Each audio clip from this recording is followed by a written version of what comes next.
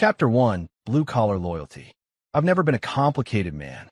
My hands have been rough since I was 16, calloused from swinging hammers and lifting steel.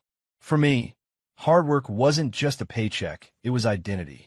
When people asked me who I was, I didn't need a fancy title.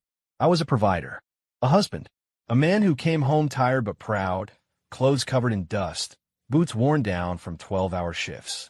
And every night, when I walked through the door of our small but well-kept house, I believed it was all worth it. Because she was there, my wife. I thought loyalty meant something. I thought sacrifice meant something. "Long day," she asked one evening as I kicked off my boots by the door, the smell of sawdust and sweat clinging to me. "Yeah," I said, stretching my back, bones cracking in protest. "Boss had us pouring concrete till sundown. I'm beat." She smirked faintly, setting a glass of water on the counter. "You always say that. Sometimes I wonder if you're married to me or your job." Her tone was light, joking maybe, but it stung. "I'm married to you," I said with a tired smile, crossing the kitchen to kiss her forehead. "That's why I work so damn hard. For us." She didn't pull away, but she didn't melt into it either. Instead, she leaned back, crossing her arms. I know. Sometimes I look at the guys in my office, wearing their suits, talking about business trips and promotions, and I think, wow, they actually look alive when they come home. Not dead tired every night. It was half a joke, half not. I chuckled, trying to hide the sting in my chest. Well, those guys push pens. I push rebar. Somebody's got to build the offices they sit in. She laughed lightly, but the look in her eyes said she wasn't really listening. Life went on like that for a while. She had her job at the marketing firm. I had mine in construction. Two worlds, different planets really, but we met in the evenings, shared dinner, maybe watch a show together before I crashed on the couch or in bed. It wasn't glamorous, but it was ours. Then little things started changing. At first, it was her phone. She'd leave it face down on the table, screen lighting up every few minutes with notifications she'd ignore. When I glanced, she'd quickly flip it over. "Who's that?" I asked once, nodding toward the buzzing phone. "Work," she said quickly, almost rehearsed. "We're on a big campaign right now. Everyone's stressed. They blow up my phone constantly." I nodded. "Guess that's the downside of those suit-and-tie jobs, huh?" She smirked. "Yeah, but at least they don't come home covered in dust." Another little dig. She said it with a laugh, but my chest tightened anyway. Next came the late nights. "I'll be home late," she'd text. "Client meeting ran long." Or, "We're having after-hours drinks, networking thing, don't wait up." At first, I didn't think much of it. She was climbing the ladder at work, and I was proud of her. She had ambition, something I'd always admired. But when late nights turned into full weekends, working with the team, something in my gut started twisting. One Saturday morning, I was fixing the leaky faucet in the kitchen when she came downstairs dressed like she was going to a gala instead of the office. Black dress, heels, makeup sharp enough to cut glass. "Damn," I said, standing up with a wrench in my hand. "That's one hell of an outfit for work. Who you try to impress, huh?" She gave me a quick glance, almost annoyed. "It's a client presentation, okay? You wouldn't understand. First impressions matter." I laughed it off, but her tone was sharper than it needed to be. "Well," I said, trying to keep it light, "if the client's a man, he's probably signing the deal before you even open your mouth." She rolled her eyes. "God, don't be gross. Not everything is about that." But the way she snatched her purse and hurried out told me she wasn't just irritated, she was defensive. The days blurred together. Work, home, small talk, arguments that ended before they began. I told myself it was just stress, that couples went through phases. But then came the moment that stuck with me. We were sitting at the dinner table, me wolfing down meatloaf after a brutal day, her sipping wine slowly, scrolling her phone with her other hand. "Can you put that thing down for 5 minutes?" I asked, half joking. She sighed, setting it down face down again. "Sorry. It's important. My boss says I'm the most valuable person on the team right now. Do you know how that feels?" I swallowed hard, Fort paused in midair. "Good, I guess. Feels nice to be recognized." "Yeah," she said, swirling her glass. Then she gave me this look, this sideways smirk. You ever wonder what it'd be like if you aimed higher? If you wanted more than just breaking your back every day? It hit like a hammer. I provide, I said quietly, my voice low. Maybe it's not glamorous. Maybe I don't wear a suit, but everything in this house, everything we have, I tapped the table, the walls around us, came from me breaking my back. Don't ever think I don't want more. I want more for us. She shifted in her seat, looking away. I didn't mean it like that. I'm just saying, sometimes I wish we lived differently. That's all. I leaned back in my chair, staring at her. Differently how? She didn't answer, just picked up her glass, drained it, and reached for her phone again. That night, I lay in bed staring at the ceiling while she typed away on her phone beside me, the blue glow lighting up her face. My chest felt heavy. I wanted to tell myself it was nothing, that she was tired, that her job was demanding, that she didn't mean the little digs, the sideways comments, the comparisons. But I knew better. A man knows when something is shifting in his house. She wasn't the same woman I married, and for the first time in years, I wasn't sure if she still looked at me the same way either. I rolled over, closed my eyes, and tried to ignore the sound of her quiet laughter as another message lit up her screen. The seed of unease had been planted, and deep down, I knew it was only going to grow. Chapter 2, The Boss Appears. It started with her smile. Not the soft smile she used to give me after dinner or when she slipped her hand into mine during a movie, but a sharper one, excited, expectant. "We've got a company dinner this Friday," she announced, setting her coffee mug down on the counter with a little more energy than usual. "You should come. Meet the people who matter." I raised an eyebrow. "The people who matter?" She rolled her eyes. "Don't take it like that. I just mean, you've never met my co-workers. My boss will be there, some of the big clients too. It would be good for you to put some faces to names." I leaned back in my chair, arms folded. I don't need to impress them. I'm not trying to climb their ladder. "That's not the point," she said, brushing her hair over her shoulder. "It's about showing up, being supportive. You know, like a team."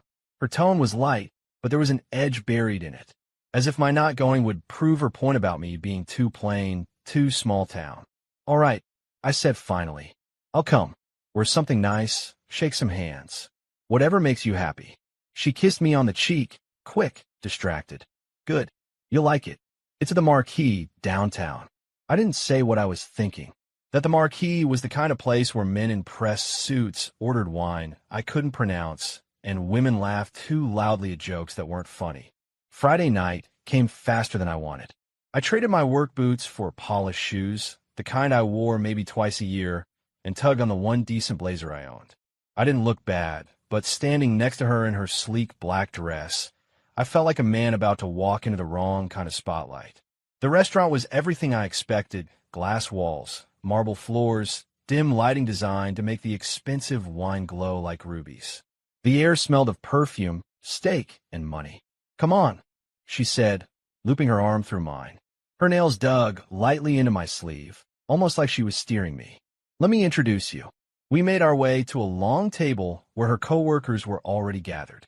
Men in tailored suits, women in dresses that cost more than my monthly rent back when I was single. They looked up when we approached, polite smiles plastered on their faces. And then he stood up, her boss. Tall, silver hair slicked back, a watch on his wrist that probably cost more than my truck. He had that effortless arrogance about him, the kind you can't fake. Like every room belonged to him the moment he walked into it. "There you are," he said, his voice smooth like he'd practiced it in front of a mirror. His eyes flicked to me for half a second before lingering on her. "And this must be your husband." "Yeah," I said, extending my hand. "Good to meet you." He shook it, but barely. His grip was loose, limp even, like he was doing me a favor. Then he smirked, turning back to her. "You didn't tell me he was such a big guy." I pictured someone different. The table laughed politely. My wife laughed a little too loudly. "Don't start," she said, touching his arm lightly. "He's tougher than he looks." I forced a smile, but my jaw tightened. Something about the way his eyes never left her when he joked, like I wasn't even there, set my teeth on edge. Dinner dragged on. I sat there listening to them trade stories about campaigns, clients, and business trips, none of which I had any stake in. Every time the boss spoke, the table leaned in. Every time my wife laughed at one of his jokes, I felt another twist in my gut. At one point, while the wine flowed, he leaned across me just slightly to pour her glass himself. His hand brushed hers, too casually to be an accident. "You've got to stop spoiling me," she said, eyes sparkling. "It's not spoiling if you've earned it," he replied smoothly. "And you've earned every bit of it." My hand tightened around my fork until the metal bent slightly. Nobody noticed. I tried to focus on my steak, but all I could see was the subtle glances, her eyes flicking to him, his lingering just a second too long on her neckline. "So what do you do?" One of the co-workers finally asked me, breaking my silence. "I'm in construction," I said plainly. "Been at it 20 years. The boss chuckled, swirling his wine glass. "A man of steel and concrete. Huh? Well, somebody's got to build the world we play in." It was said like a compliment, but it landed like a slap. The table laughed again. My wife gave him a look, a coy smile like she was in on some private joke. I swallowed my pride with another bite of steak. Later, as dessert came out, he leaned back in his chair, arm casually resting behind my wife's chair, though he didn't quite touch her. "You know," he said to the table, "if it weren't for her, half the office would have burned down by now. She keeps us in line. Smart, ambitious, beautiful. What else could a man ask for?" Her cheeks flushed, and she laughed, covering her mouth with her hand. "Stop, you're embarrassing me." But she wasn't embarrassed. She was glowing. I sat there, a silent storm brewing in my chest. My instinct told me this wasn't just harmless office banter. There was something else in the way he looked at her, something in the way she didn't push it away. On the drive home, the car was quiet at first. Street lights streaked across her face as she scrolled her phone. Finally, I said, "Your boss seems charming." She glanced up, a small smile tugging at her lips. "He's harmless. He's just like that with everyone." I muttered, gripping the wheel. "Didn't feel like everyone to me." She sighed. "Don't start. He's my boss, okay? He respects me. And honestly, it's nice to work for someone who actually appreciates me." That one cut deep. I stayed quiet, my eyes on the road, jaw clenched so hard it hurt. Because appreciation wasn't what I saw at that table. It was something else. Something that made the hair on the back of my neck stand up. And no matter how much I tried to push it down, my gut told me I was right. Chapter 3, Red Flags Multiply. At first, I tried to shake it off. That dinner, the smirks, the subtle touches, maybe it was just the wine. Maybe I was reading too much into things. That's what I told myself when I laid awake at night, staring at the ceiling while she scrolled her phone beside me, the blue light washing over her face. But lies have a way of stacking. Little bricks of unease, piling higher until they form a wall you can't ignore. It started with her staying late at work. "I'll be home late, don't wait up," she'd text, and I'd be sitting at the kitchen table, staring at the words glowing on the screen. Late nights weren't new for her, but the frequency was. Twice a week turned to 3, then 4. Whole weekends slipped away. The first few times, I played the understanding husband. Heated up leftovers, left them on the stove, even sent her the occasional text. "Don't work too hard. Love you." Most times, I get nothing back until hours later. One-word answers. Busy. Tired. Meanwhile, I'd sit there, house quiet, dinner cold, wondering if loyalty meant the same thing to her as it did to me. Then came a phone. It lived in her hand now. Always buzzing, always lighting up like it had more claim on her attention than I did. And every time it lit up, she'd flip it over quick, screen down, like she was hiding a card from a poker game. One night, I caught the reflection in the dark TV screen, her grinning down at a message. A real grin. Not the forced kind she gave me when I told a joke after work, but the kind she used to give me when we first started dating. "What's so funny?" I asked, pretending not to notice how fast she turned the phone upside down. "Just a meme someone sent in the office group chat," she said casually, not looking up. "Office group chat must be a riot," I muttered. She gave a short laugh. "You wouldn't get it." The breaking point came one Tuesday night. I'd gone to bed early, but sometime after midnight, I woke up to the faint sound of her voice drifting from the kitchen. Soft, musical, almost girlish. I sat up, straining my ears. "Stop, you're terrible," she whispered, followed by a laugh that hit me like a blade in the ribs. It wasn't her usual laugh, the sharp, quick one I knew so well. This was lighter, flirtier, the kind of laugh you save for someone you want to impress. I swung my legs out of bed, walked quietly down the hallway, and leaned just far enough to peek into the kitchen. She was sitting at the counter, phone pressed to her ear, twirling a strand of hair with her finger. I know. You're just saying that, she murmured, smiling. Stop. I'm going to wake him up. Wake me up. The words shot through me like lightning. I stepped back before she could see me, heart hammering, jaw clenched. I didn't want to hear more. I didn't need to. When she finally came to bed, I was lying on my side, eyes closed, breathing steady like I'd been asleep the whole time. Her phone buzzed on the nightstand. She grabbed it instantly, typed something quick, and turned it over again. The next morning, I tried to act normal. Over eggs and coffee, I forced a smile. You were up late last night, I said, sipping my mug. Just work calls, she replied, barely looking at me as she scrolled. I set my mug down. Sounded like more than work. You were laughing pretty hard from midnight strategy talks. Her eyes snapped up, defensive before I even finished. Oh my God, are you seriously listening to me? What, do you think I'm sneaking around? I didn't say that. You implied it. She leaned back, crossing her arms. You gotta stop being so insecure. He just values me more than anyone else at the office. That's all. He, not they, not my boss, not the office, just he. The word sat heavy in my chest, but I forced myself to keep calm. Insecure, huh? I said quietly. You laugh like that with me lately? She sighed, exasperated, like I was the one in the wrong. God, not everything has to be a conspiracy. Why can't you just be happy that I'm excelling at my job? I looked at her for a long moment, then pushed my chair back, standing slowly. I'm happy you're doing well, but don't confuse suspicion with paying attention. I noticed things. Her jaw tightened. She grabbed her phone, stuffing it into her purse. You're imagining things.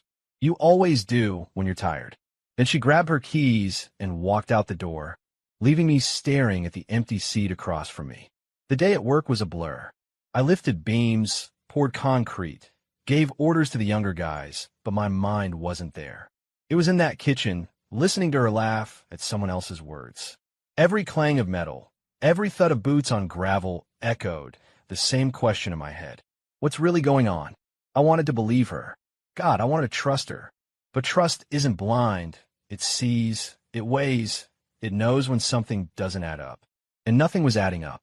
That night, when I came home, she was already on the couch, glass of wine in her hand, phone balanced in the other. She didn't even look up when I walked in. Hey, I said, dropping my keys. Hey, she mumbled, thumb moving across the screen. I sat down next to her, close enough that I could see the reflection of a message thread glowing on the glass of her wine. She tilted the phone away instantly, giving me a quick smile. Good day, I asked. Busy. Yeah, mine too. The silence stretched, heavy as steel. I leaned back. Eyes on the TV, though, I couldn't have told you what was playing. Inside, though, my storm was building. A man can only ignore the signs for so long before the truth becomes unavoidable. Chapter 4. The Breaking Point Dinner. The second invitation came casually, almost too casually. She was standing in the kitchen, sliding her earrings into place while scrolling her phone. There's another company dinner Friday, she said, glancing at me only briefly. You should come again. Everyone really liked meeting you last time. I looked up from my plate of reheated leftovers. Like me, huh? Is that what they said, or what you want me to believe? She smirked, not biting. Just be there. It's important. Important. That word hung in the air. Not for me. Not for us. Important for her. Friday night, I drove us downtown again. She looked radiant, dressed in deep red that clung to her figure, her perfume thick in the car. She was scrolling her phone as we drove, smiling faintly at something on the screen. I kept my hands tied on the wheel, jaw stiff. At the restaurant, the scene was déjà vu, long tables, suits, laughter, glasses clinking. But this time, her boss was already standing, waiting near the entrance like he'd been expecting us. There's my star, he said, eyes locking onto her as though I were invisible. His hand brushed her arm as he leaned in closer than necessary. And you brought the muscle again. The table chuckled. My wife laughed along, tilting her head, her hand lingering on his shoulder before she slid into her seat. I sat beside her, stiff, silent. Dinner blurred into a parade of conversations I had no part in: campaigns, travel, numbers, things that had nothing to do with me. But what cut wasn't the topics. It was her. The way she leaned in toward him, body angled like a magnet, pulled her closer. The way she laughed, every word out of his mouth was comedy gold, apparently. The way her hand brushed his arm once, then twice, lingering as if she'd forgotten I was there. I clenched my fist under the table, nails digging into my palm. It happened after the second round of drinks. She leaned closer to him, her voice low but not low enough.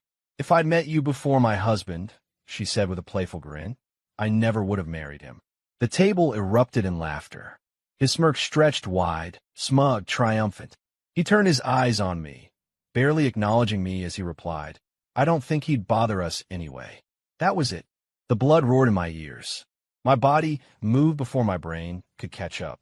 I shot up from my chair, grabbed him by the collar, and drove my fist straight into his jaw.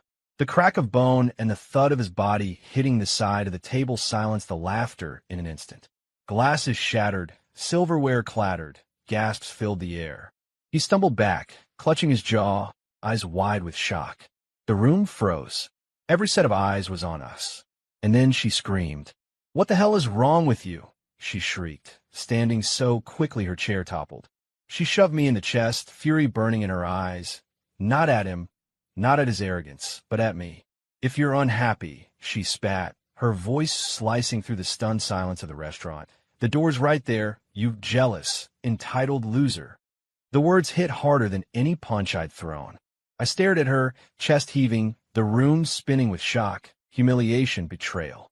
Then I turned, walked past the gaping faces, and left in silence. Chapter 5: The Empty House. I didn't drive home right away. The moment I stepped out of that restaurant, I couldn't bring myself to head straight back to the house where she and I had built our life together.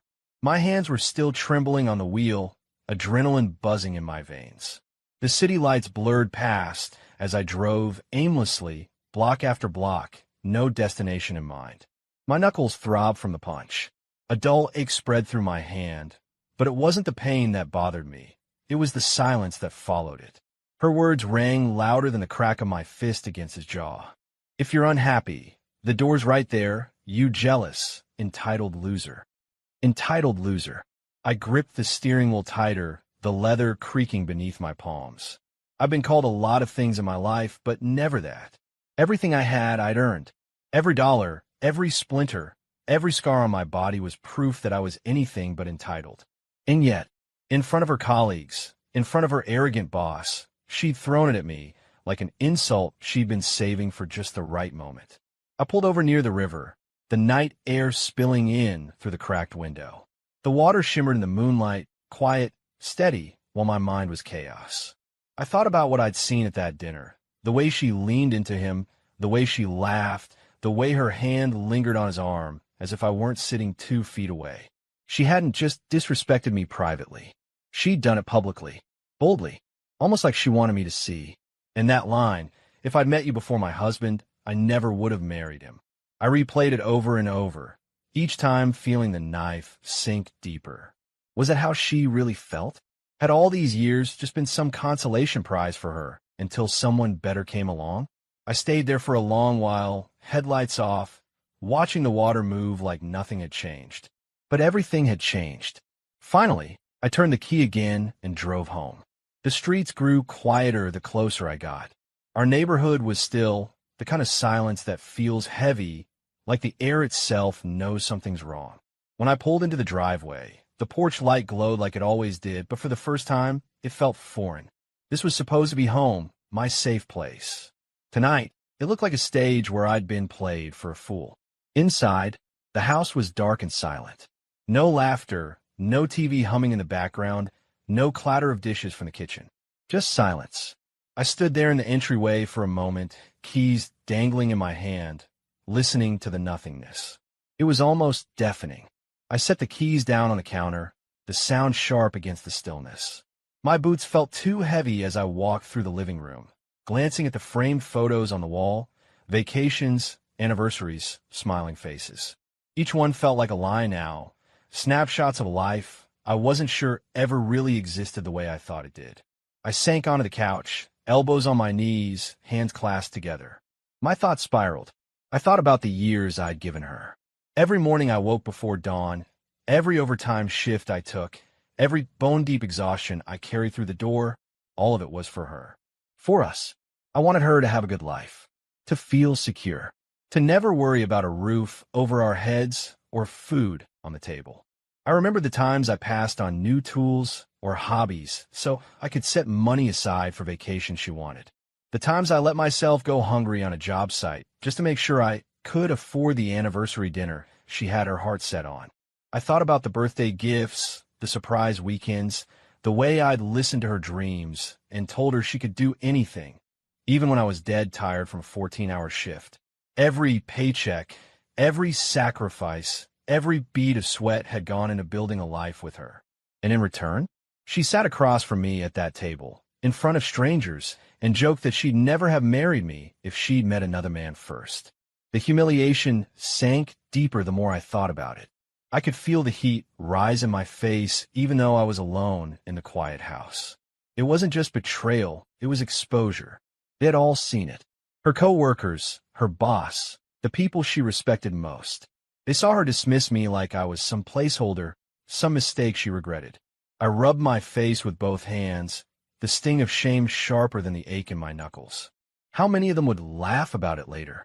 How many would whisper behind her back, or worse, behind mine? That's her husband, the one she humiliated in front of everyone. I leaned back, staring at the ceiling. The house creaked softly, the sound of settling wood, but it felt like the walls themselves were pressing in on me. The silence wasn't peace, it was weight. It was the weight of years I'd never get back. The weight of realizing the woman I thought was my partner had been slowly, piece by piece, stepping away from me while I was too busy working to notice. The weight of knowing I had given her everything, and she had given me contempt in return. I stood up, pacing the living room, fists clenching and unclenching. I wanted to scream, to break something, to shake the walls until they answered the questions I didn't have words for. But instead, I stopped at the mantel, staring at our wedding photo. There we were, me in a rented tux, her in white, eyes bright with something that, back then, I believed was love. I remembered the vows, the promises. I remembered thinking I'd found the one person in the world who'd never betray me. Now I wasn't sure if she even meant a single word she said that day.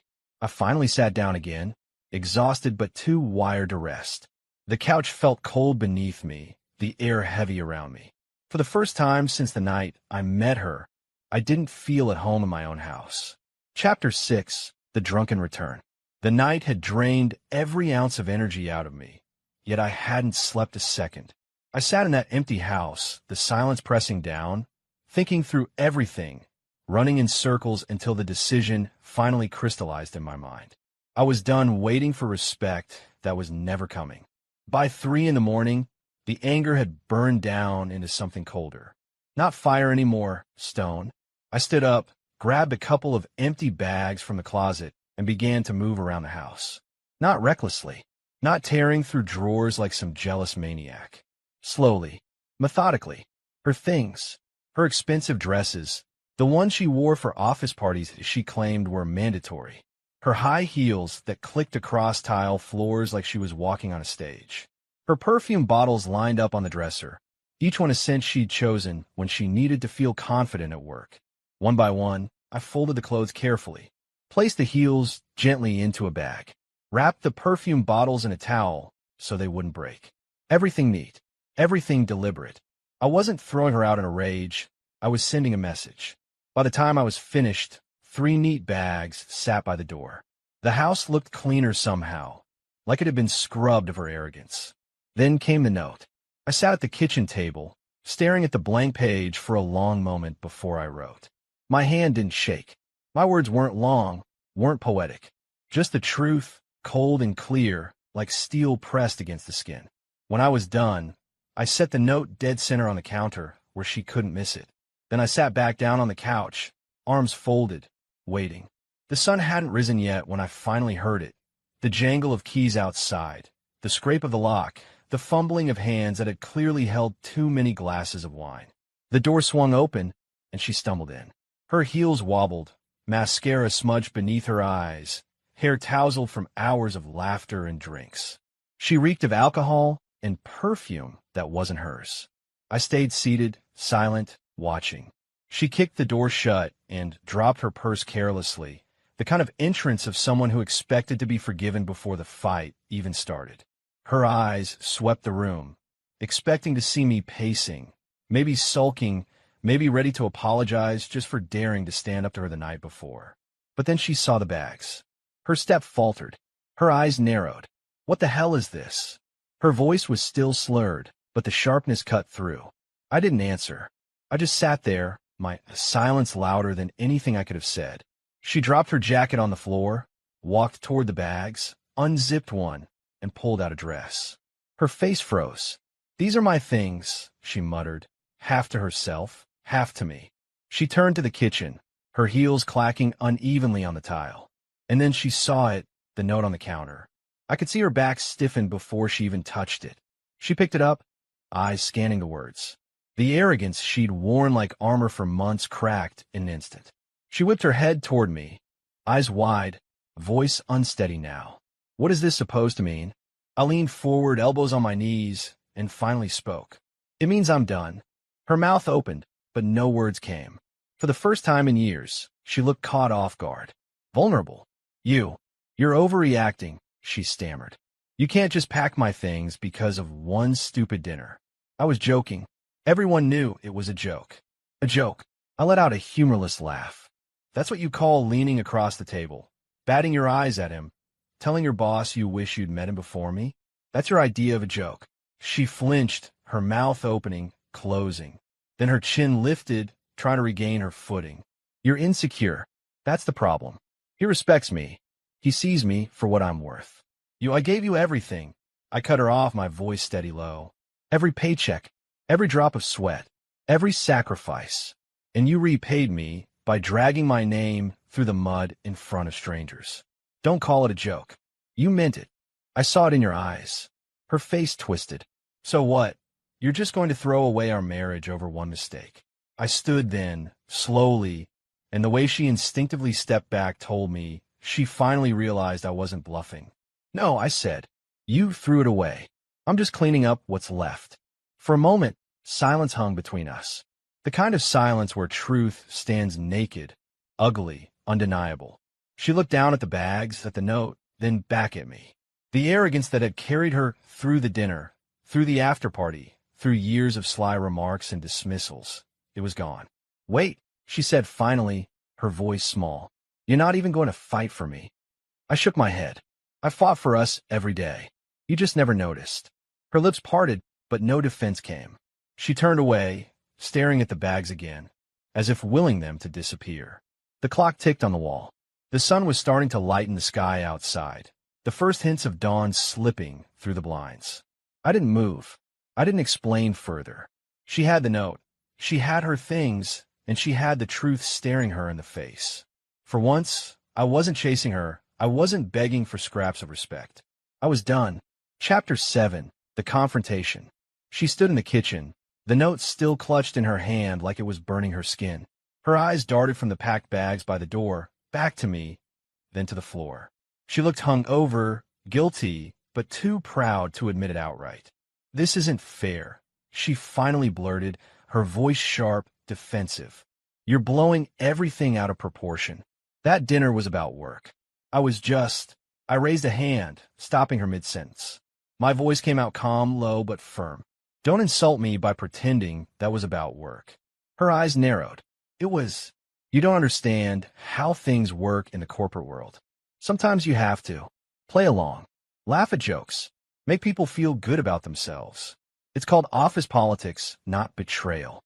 I let out a short laugh, dry, humorless. "Office politics? That's what you call leaning into him like a schoolgirl with a crush? Stroking his arm while you told him you wished you'd met him before me?" Her face flushed, whether from shame or anger, I couldn't tell. "I didn't mean it like that." "Then how did you mean it?" I asked, taking a step closer. My voice didn't rise, but it sharpened. Because everyone in that room saw exactly what I saw. You didn't look like a loyal wife playing politics. You looked like a woman who forgot her husband was sitting right there. She swallowed, arms crossing defensively over her chest. You're twisting it. You're jealous. You always have been. I shook my head slowly. Jealous? No. I was proud of you. Every time you came home talking about promotions, long nights, the boss leaning on you, I believed you. I thought you were ambitious, not careless. I thought we were a team. Turns out, I was the fool. Her lips trembled, then tightened into a thin line. You don't get it. He values me at work. He makes me feel appreciated. You stop. I cut her off, my tone steady as stone. Don't finish that sentence unless you're ready to admit what you've really been doing. Her eyes flicked to the side, just for a moment, and that was enough. That tiny slip of hesitation was confirmation. You've been spending late nights with him, haven't you? I pressed. No, she snapped quickly, too quickly. I mean, yes, we've worked late, but that's it. We're just what? I asked, stepping closer, my eyes locked on hers. Just colleagues? Just friends? Just another red flag I'm supposed to ignore. Her chest rose and fell fast, like she was cornered. Then she muttered, almost under her breath, "It's not like we slept together." The words hung in the air like poison. I tilted my head, letting the silence draw out. "Not like you slept together," I repeated slowly. Interesting choice of words. That means you've thought about it. That means the line isn't loyalty, it's opportunity. Her face paled. She opened her mouth, but nothing came out. She knew she'd slipped. I leaned back slightly, my voice calm even. You just confirmed everything I needed to know. She shook her head violently, eyes wet now, voice cracking. No, you're twisting it. I was just trying to make a point. You always assumed the worst of me. No, I said, shaking my head. I assumed the best. For years. I assumed you were faithful. I assumed you respected me. I assumed you'd never humiliate me in front of an entire room of strangers. And every time, you proved me wrong. That's not me assuming the worst. That's me finally seeing the truth. She threw the note on the counter, her tone rising. So what then? You're just going to walk away? Throw away years together? Our life? Over what?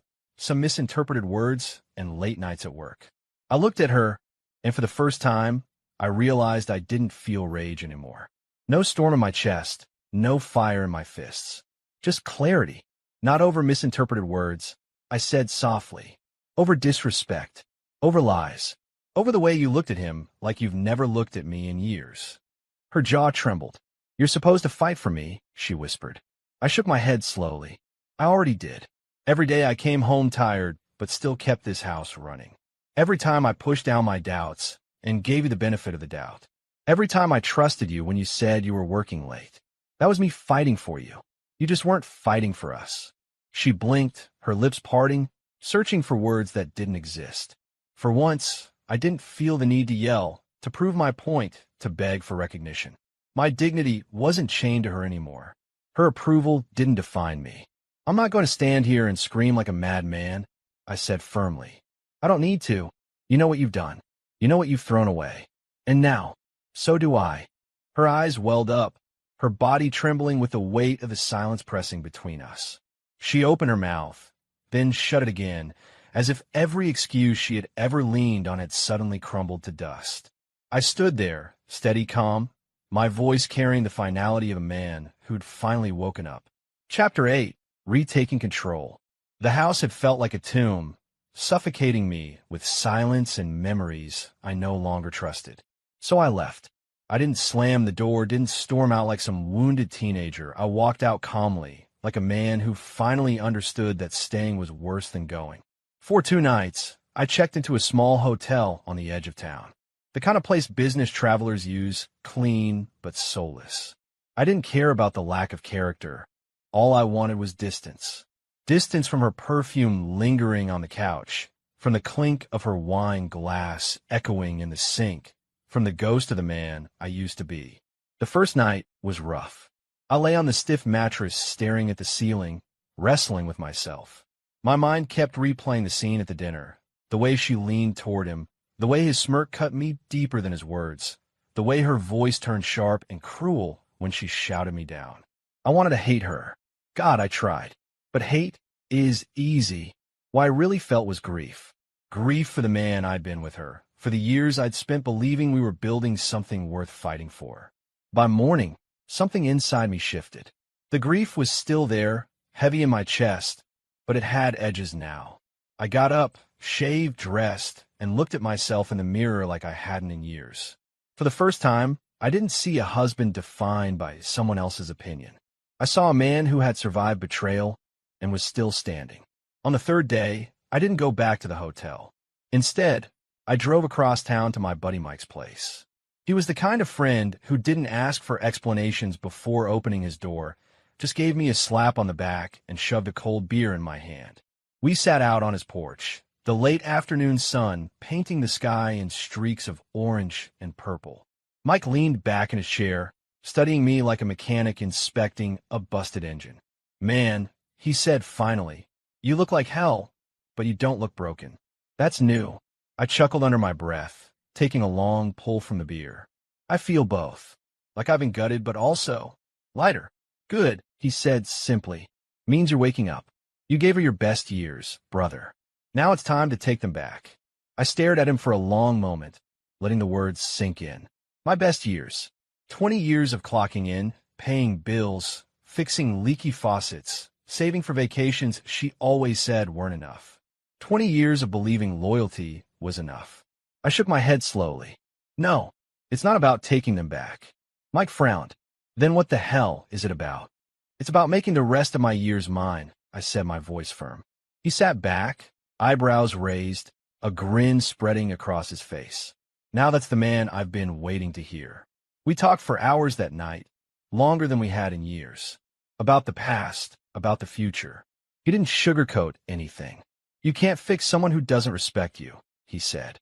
"But you can fix yourself, and that's the only job worth doing."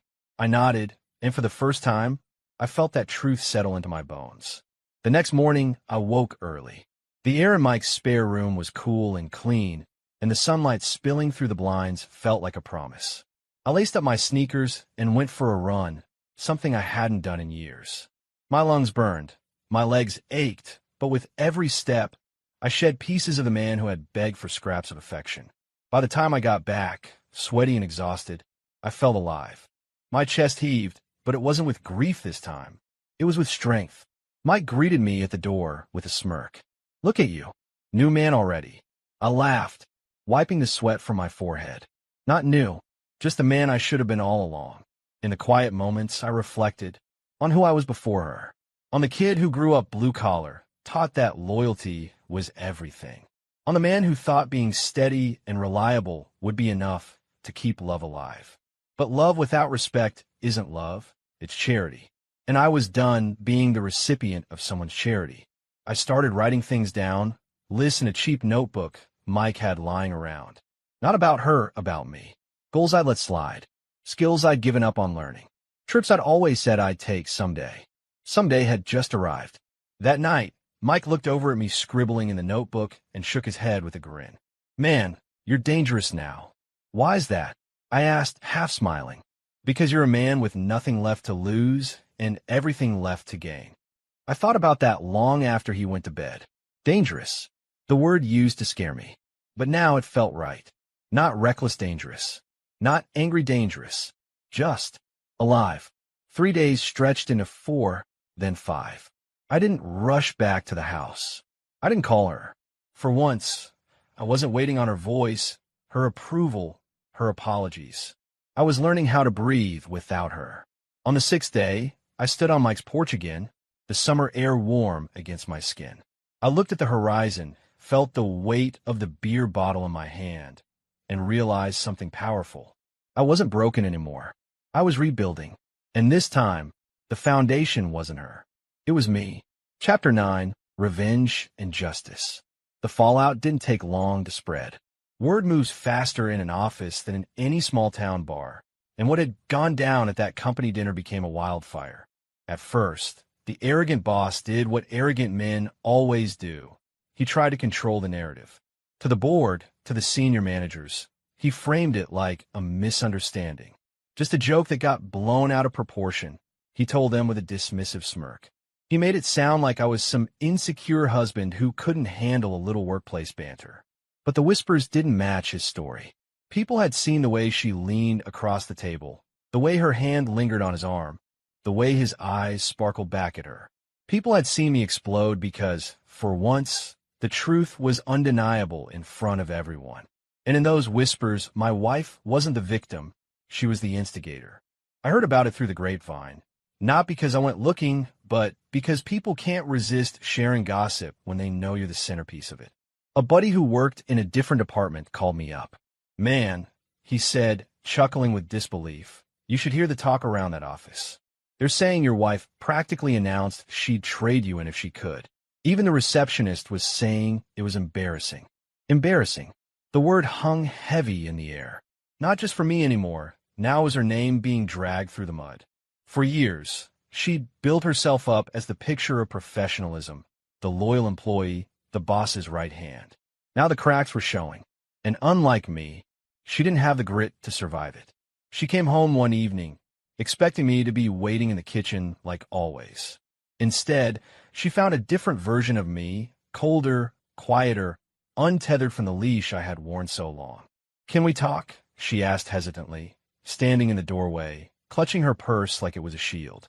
I didn't even glance up from the paperwork I was sorting through.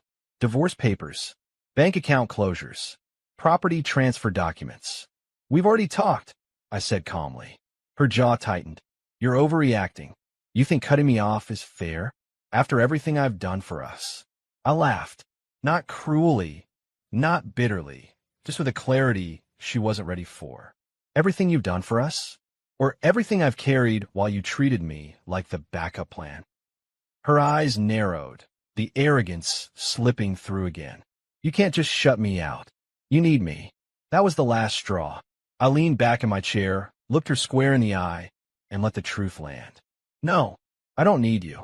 I never did. I chose you. And now I'm choosing not to." From that day forward, the lines were drawn. I cut her off financially. No more joint account access. No more credit cards with my name attached. The mortgage, already paid off, was in my name alone, and I made sure she knew it. I cut her off legally. My lawyer drew up the filings with ruthless efficiency. Spousal support? Not a chance. Not after the evidence I collected. She had a good job. She didn't need my money anymore. And most importantly, I cut her off emotionally. No more late-night arguments. No more begging. No more explanations. No more hoping she'd come around. It was silence now. Cold, powerful silence. The effect on her was immediate. At first, she tried to play it cool, brushing it off like it was just a rough patch. But as the days turned into weeks, she began to unravel. I'd hear about it from mutual acquaintances, her showing up to work looking exhausted, snapping at coworkers, taking longer lunches to clear her head.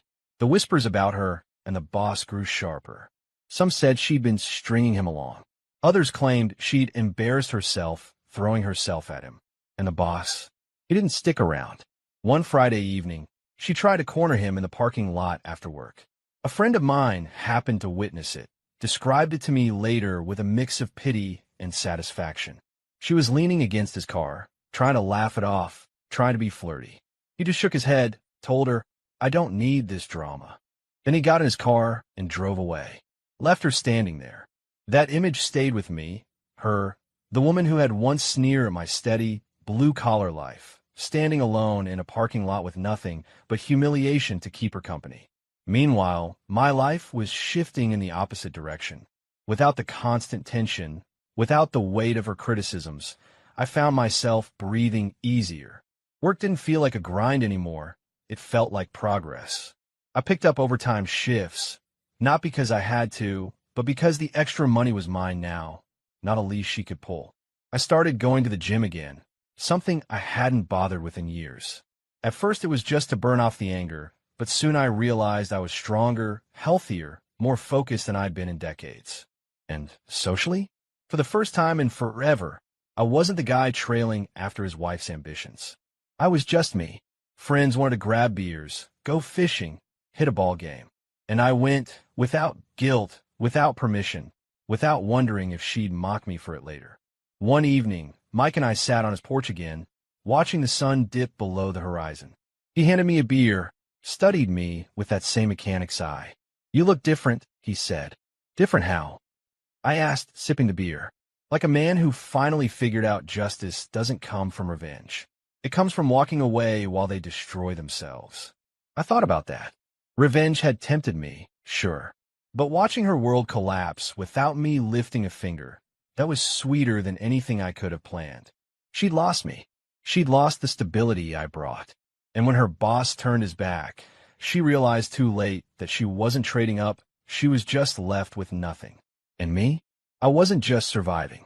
I was thriving. For years, I had built a life with her at the center.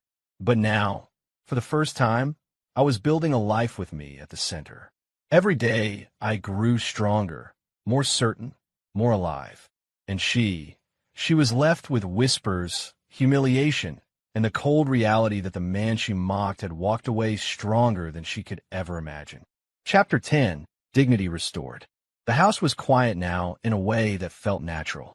No tension lingered in the corners. No expectation hung in the air. The place I had once shared with her felt different, not empty, but reclaimed.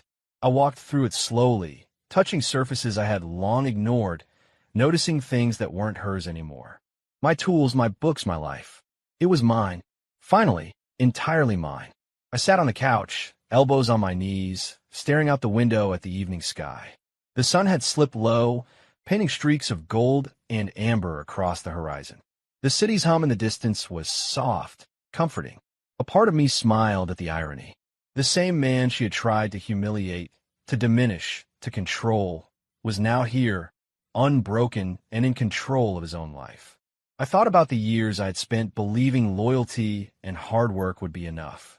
I remembered countless nights spent late at the job site, hands raw from labor, stomach empty, yet proud. I remembered the vacations I had postponed, the tools I had passed over, the sacrifices I had made. Every act of devotion had been genuine, unflinching, and yet it had not bought me her respect or fidelity. But that wasn't my failure. That was her choice. And realizing it didn't break me, it woke me. I poured myself a drink and sat back. The amber liquid caught the fading sunlight, glinting like a promise. I took a sip and let my mind wander, not back to her, not to what was lost, but forward. Forward meant freedom. Forward meant clarity. Forward meant finally understanding that my worth had never depended on her approval. That lesson, harsh as it had been, was the foundation for every step I would take from now on. I called Mike later that evening, the same friend who had helped me see the first glimmer of clarity. "Hey," I said, voice calm, almost casual. "I think I finally get it." "Get what?" Mike asked, a hint of amusement in his tone. "That loyalty, all that hard work, all that sacrifice, none of it was wasted. It just wasn't for her. It was for me. And now I get to spend the rest of my life doing it for me, not for someone who couldn't see it." There was a pause on the other end of the line. Then Mike laughed softly. "You sound like a man reborn, buddy. And you look like one, too." I smiled. "I feel like one. Stronger than I have in years." The days that followed weren't filled with dramatic moments or revenge schemes. They were quieter, steadier, but no less profound. I went back to work with a new intensity, not to prove anything to anyone, but because I wanted to. I worked with focus and precision, and each paycheck was a reminder that my independence was absolute. I started taking walks in the evenings, noticing details I had ignored while weighed down by her presence. The way the streetlights glinted off puddles after a summer rain, the sound of kids laughing in the distance, the way the city itself moved, alive, relentless, beautiful. I began exercising again, training my body to match the resolve I had honed in my mind.